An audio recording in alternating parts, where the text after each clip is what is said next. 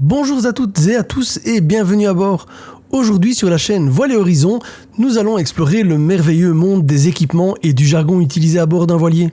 Que vous soyez un marin expérimenté ou un novice, cette vidéo est faite pour vous. Alors, hissez les voiles et embarquons.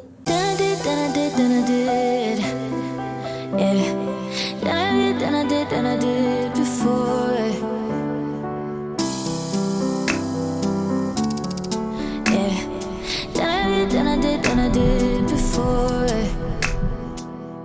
And I just can't be where you need when I need it to. Got all these expectations, all I need's the truth. I want you, but I'm tired of the back and forth. I want you, but I'm tired of just falling short.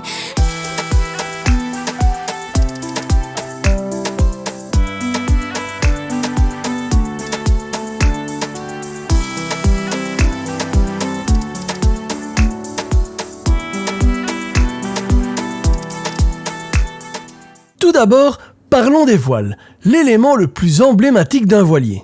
Nous avons différentes voiles, chacune ayant un rôle spécifique à jouer dans la navigation. Commençons par la grand voile. La grand voile est la voile principale d'un voilier. Elle est généralement située à l'arrière du mât principal. La grand voile capte le vent et propulse le bateau en avant. Elle peut être réglée pour s'adapter aux différentes conditions de vent. Sa forme et sa taille peuvent varier en fonction du type de voilier et de son utilisation. Elle peut être équipée de lattes pour maintenir sa forme et optimiser sa performance. Ensuite, on trouve le génois. Le génois est une voile d'avant située à l'avant du mât principal. Contrairement à la grand voile, le génois est généralement enroulable, ce qui permet de le régler facilement en fonction des conditions de vent. Le génois est utilisé pour capter le vent latéral et propulser le voilier, offrant une propulsion efficace, notamment lors des allures portantes. Et puis il y a le foc. Le foc est également une voile d'avant située à l'avant du mât principal, plus proche de la proue que le génois.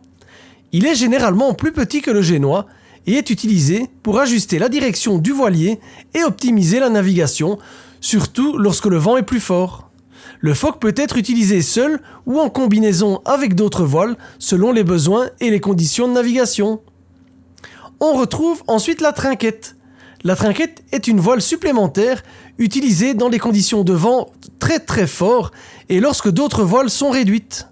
Elle est généralement plus petite que le génois ou le foc et est située à l'avant du voilier, offrant une stabilité supplémentaire et une propulsion dans des conditions difficiles. Et pour terminer, le spinnaker. Le spinnaker est une voile spéciale utilisée pour les allures portantes, lorsque le vent vient de l'arrière du voilier. Contrairement aux autres voiles, qui captent le vent latéral, le spinnaker est conçu pour capter un maximum de vent par l'arrière du voilier. Il est souvent utilisé lors de régates ou de croisières pour augmenter la vitesse du voilier dans des conditions de vent favorables. Chaque voile a son rôle spécifique à jouer dans la navigation d'un voilier et leur utilisation efficace dépend des conditions météorologiques et des objectifs de la navigation. Maintenant, plongeons dans le jargon fascinant utilisé à bord d'un voilier. Ces termes peuvent sembler étranges pour les non-initiés, mais ils sont essentiels pour communiquer efficacement en mer. Par exemple, le gréement désigne l'ensemble des cordages, des poulies et des mâts qui soutiennent les voiles. Sans un gréement solide, la navigation serait impossible.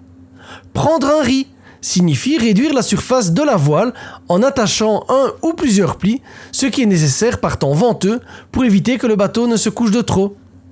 Hisser les voiles est une expression qui signifie lever les voiles pour les préparer à recevoir le vent et à propulser le bateau. Voilà, vous en savez un peu plus sur les voiliers. Alors si vous avez aimé cette vidéo, n'hésitez pas à liker et à partager, à vous abonner. Et en attendant, on se retrouve sur les réseaux sociaux et je vous dis à très bientôt.